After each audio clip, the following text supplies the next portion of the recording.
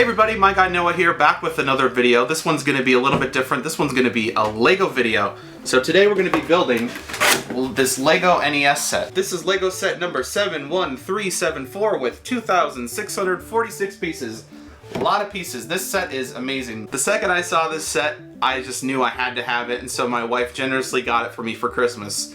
So, anyway, with that being said, I actually do have the finished set right in front of me here. I got the NES set here, and I also have the TV here. But before I show you guys exactly what it looks like and how it works, and how it actually compares to a real-life Nintendo Entertainment System and the classic NES set that Nintendo released, I'm going to be showing you guys a time-lapse build of this awesome set. So, for your viewing pleasure, I hope you enjoy.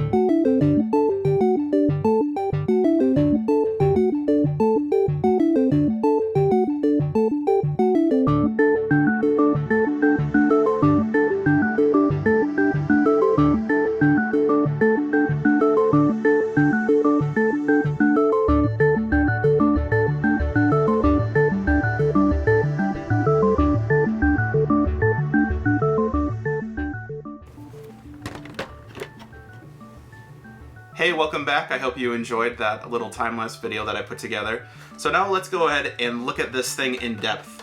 So this thing is freaking amazing, as you could probably tell as I was building it. I was having a lot of fun building this. The first thing I thought about when I built this set and looked at the finished product was, how did they make Mario like jump through this level? I thought it was really neat how they achieved it. So they put this circular translucent piece and put Mario on top of that. And so basically as you're cranking it along, Mario goes up and down. The background has blocks that stick out a little bit so that this plastic piece runs into them. Mario just kind of does his own little thing there. And I think the coolest thing about the set was all of the little Lego pieces with the little Mario sprites on it. Obviously, my favorite one is the little Mario sprite here, but you also got a mushroom, a Goomba, a Koopa Troopa, and a question mark block.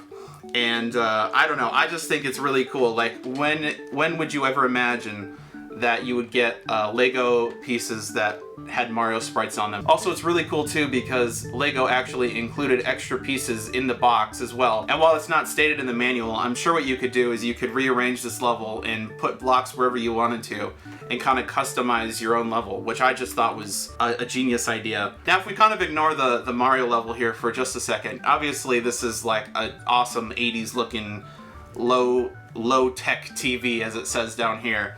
And you got on the top right corner the channel dial, and if you actually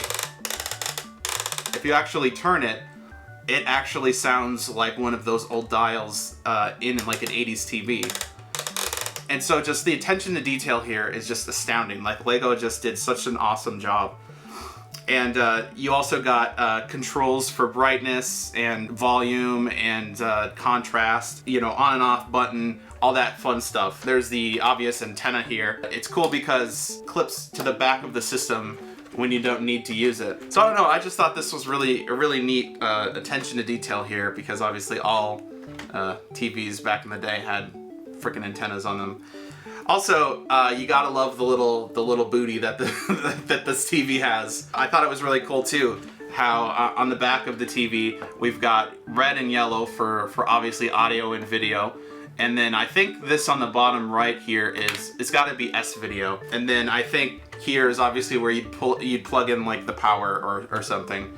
So I don't know. I just love the back of this TV. I just think it looks so cool. I mean, obviously the front looks better, but even LEGO putting attention into the back of the TV itself is just, it's mind blowing how like detailed they got. And they even got like a fake little spec list here on the back with, you know, low tech color TV receiver model number, got like a fake model number here, chassis, you know, like just all of this really cool information in this data. Obviously it's just so cool, like the attention to detail here, like I've said. Yeah, that's the TV itself. There's not really much else to say about it. You could probably tell that there's a track inside of here that when you crank the TV, you know, the track goes around in a circle, and that's how Mario goes through the level. So obviously this is how you move it. It only goes one direction, so you can't go backwards, which I thought was kind of interesting. I don't know, I just think this is probably like the coolest thing that LEGO has done in a long time. I really hope that LEGO continues to make Nintendo sets. Could we get some like Zelda Legos? Maybe? Could you do that? Also, before I get onto the NES system itself, it does come with a TV stand as well. Now, the only thing that I thought was kind of weird is, obviously, as you can tell, this TV stand does not attach directly to the bottom of the LEGO NES TV. So, I don't know. It's kind of weird. It's kind of goofy. You just kind of take it and you put it on there, and then that's it. Like, there's no snapping to the bottom of it. So, I mean, I guess it's kind of cool because you can lift it up and like do whatever you want with the stand, but I don't know, I just thought that was kind of interesting that they decided to go that route. But, you know, that's really my only complaint with the TV, is I kind of wish this stand attached to the bottom of it, like at all times. But anyway, that's the TV itself. So let's go ahead and look at the NES system. Now, the first thing that I think I'll show you is the controller itself. Now, I do have a NES controller here for a side comparison, and as you can probably tell, relatively, the dimensions are spot on. It's the same exact size. But yeah, LEGO just did an awesome job, I think, because it's the same dimensions. Unfortunately, the buttons, you can't push the buttons in, which, you know, it's totally fine because it's just for show. Yeah, I just think, like, with what LEGO had to work with, I think they just did a great job. It's, like I said, it's the exact same size. You know, the only difference being maybe the A and B buttons on the LEGO one are slightly bigger than the original controller. But really, and the D-pad too a little bit, but really, I just think they did a phenomenal job. How cool is it to have LEGO pieces that say Nintendo on it and have like A and B buttons on it? That's the coolest part about this set, in my opinion, is just all the Legos that have like Nintendo style graphics on them. So yeah, that's the controller itself, and obviously at the end we got the cord here, and at the end it actually does plug into the system, which I'll show you now. I think this system really turned out awesome. The door on the front opens. You know, you got the power reset buttons, you got the little light indicator, you got the controller inputs on the front. They actually have you build the Super Mario Brothers cartridge, which is just freaking awesome. And it actually fits inside. I don't know if you can see this, but it freaking fits in there. And you can actually push it down and shut the lid and pretend that you're playing it. It is just the coolest thing ever.